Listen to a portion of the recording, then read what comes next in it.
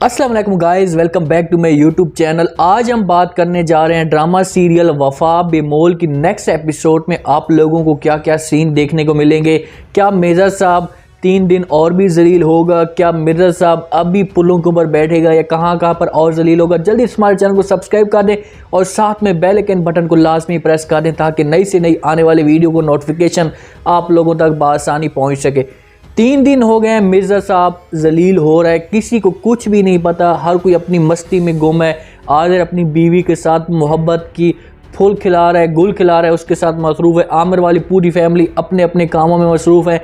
जैसे शहीर को ये सब कुछ पता चलता है, शहीर फ़ौरन परेशान हो जाता है और आमिर को कॉल करता है। आज़िर को वो कॉल नहीं करता क्योंकि आज़िर से वो काफ़ी ज़्यादा नाराज़ होते हैं शहज़ीन की हरकत की वजह से। तो फ़ौरन आमिर को कॉल करता है, उसे कहते हैं कि आप लोगों को किसी किस्म का कोई भी एहसास नहीं है, या आप लोगों को पता भी नहीं है कि मेरा बाप 3 दिन से गुम हो चुका है और आप आराम के साथ बैठे। ये बात सुनते हैं तो फ़ौरन शहीर को जवाब देता है, उससे कहता है कि ऐसी कोई भी बात नहीं है, मैं उसे काफ़ी दिनों से ढूंढ रहा हूँ और मेरा भाई आज़िर भी काफ़ी दिनों के साथ उसे ढूंढ रहा है, लेकिन हमें अभी तक वो मिला नहीं है। तो शहीर फ़ौरन आज़िर का नाम सुनता है, उसे जवाब देते, उससे कहते हैं कि आज़िर भाई को ढूंढने की क्या ज़रूरत है, उसने मेरी बहन को भी उसने इल्ज़ाम लगाकर उसके ऊपर उसे घर से निकाला। तो आमिर ये चीज़ जानकर, ये बातें सुनकर हैरान हो जाते क्योंकि आमिर को इस बारे में कुछ भी नहीं पता। आमिर हर हक पे होता है, मिर्ज़ा साहब के हक पे होता है और शहज़ीन के भी हक पे होता है, उनकी फेवर करना चाहता है। अपनी माँ की असलियत आमिर के सामने ऐसा आना शुरू हो चुकी है और हो सकता है कि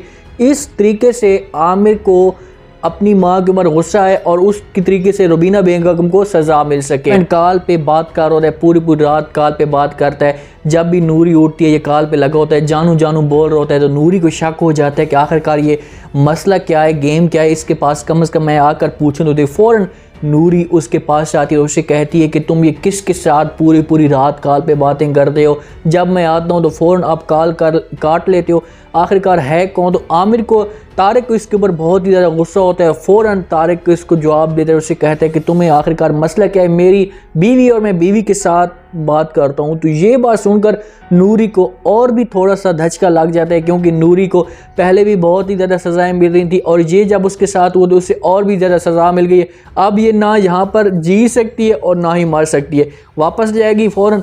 तो उसे जो उसका भाई है आमिर, उसे फ़ौरन जवाब दे देगा, उसे कहेगा ये तुम्हारा घर है, तुम इस घर में रह सकती हो, तुम इसके अलावा कहीं भी नहीं जा सकती, तुम्हें अपने आप को वहीं पर हैंडल करना पड़ेगा या यहाँ वहीं पर अपने आप को सेटअप करने पड़ेगा। तो निशू कागज़ उठाती थी रुबीना बेगम के बैग से, वो कागज़ आखिरकार आमिर के पास पहुँच जाते हैं। जैसे ही आमिर के पास जाते हैं, आमिर उनको देखना शुरू कर देते हैं। निशू उससे कहती है कि ये पता नहीं मिर्ज़ा साहब के घर के कागज़ात हैं, उनकी फ़ाइल है, मुझे ये आपकी माँ के बैग से मिली है। तो जैसे आमिर वो कागज़ देखेगा, वो सारे कागज़ खोलेगा, तो उसके एक शक में जो है ऐसा इजाफा मज़ीद हो जाएगा कि आखिरकार कोई गेम ज़रूर है जिसकी वजह से मिर्ज़ा साहब इस घर से गया या मिर्ज़ा साहब ये घर हमेशा के लिए छोड़ कर गए।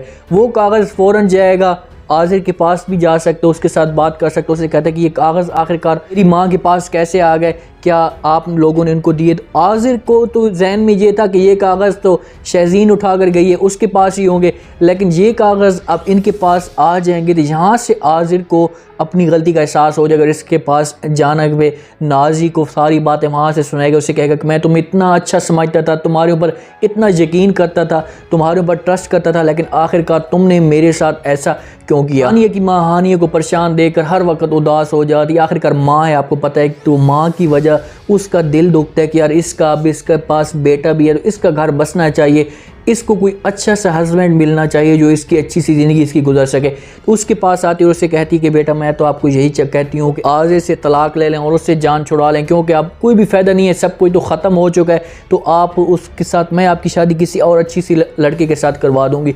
तो हानिया इस बात से फ़िलहाल एग्री नहीं होती क्योंकि वो उस उम्मीद पे थी कि हो सकता है कि आज़िर फिर वापस आ जाए मेरे पास या आज़िर फिर मुझे लेने के लिए आ जाए। जब आज़िर के सामने सारी सच्चाई आएगी, लाजमी बात है, आज़िर के सामने जब सारी सच्चाई आएगी तो फिर वो फ़ौरन हानी के पास आएगा, उससे कहेगा हानी प्लीज़ मुझे माफ़ कर दो, मुझसे बहुत बड़ी गलती होगी। लेकिन उस वक़्त हानी इसे को भी माफ़ नहीं करेगी, शहज़ीन भी इसको माफ़ नहीं करेगी, शहज़ीन के पास भी आएगी, लेकिन शहज़ीन उसे कहेगी कि भाईजान अब ये वक्त ख़त्म हो चुका है, मैं पहले आपको यकीन दिलाती थी, आपको समझाती थी कि आप ऐसा ना करें, लेकिन आपने मेरी उस वक़्त कोई भी बात नहीं मानी। देखना यह है कि क्या शहीर मिर्ज़ा साहब को ढूंढने के लिए जाता है, अगर उसे ढूंढ लेता है और उसे ढूंढने की पहले पूरी कोशिश करेगा, पहले आएगा भी शहीर के हाथों में आएगा, जैसे शहीर उसे ढूंढेगा उसे अपने पास लाने की कोशिश करेगा, लेकिन उसका वालिद उसे कहेगा कि बेटा अब मेरा वहाँ पर जाने का कोई भी मकसद नहीं है, मैं वहाँ पर जाकर क्या करूँगा, जो था मेरा वो सब कुछ ख़त्म हो चुका है, जिस पे मैं उम्मीद लगा कर बैठा था,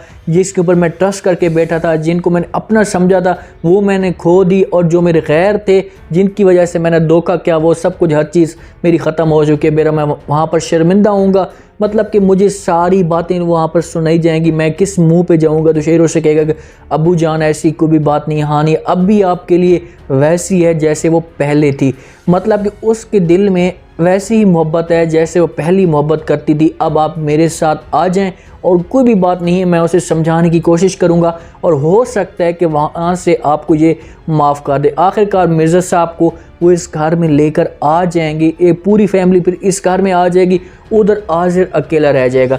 आज़िर को जब असलियत आज़िर के सामने आएगी तो आज़िर फिर किसी को मुंह दिखाने के काबिल नहीं रहेगा, वहीं पर रह जाएगा, हो सकता है कि ये सुसाइड भी कर ले। तो उम्मीद है आज का ये रिव्यू, आज का ये प्रोमो आप लोगों को पसंद आया होगा। आपने कमेंट सेक्शन में अपनी राय लाजमी देनी और बताना आपको क्या लगता है कि क्या अब शहीर मिर्ज़ा साहब को ढूंढने में कामयाब हो जाएगा। अपना ख़ास ख्याल करें, दुआ में याद रखें, मुझे दीजिए इजाज़त, अल्लाह हाफ़िज़।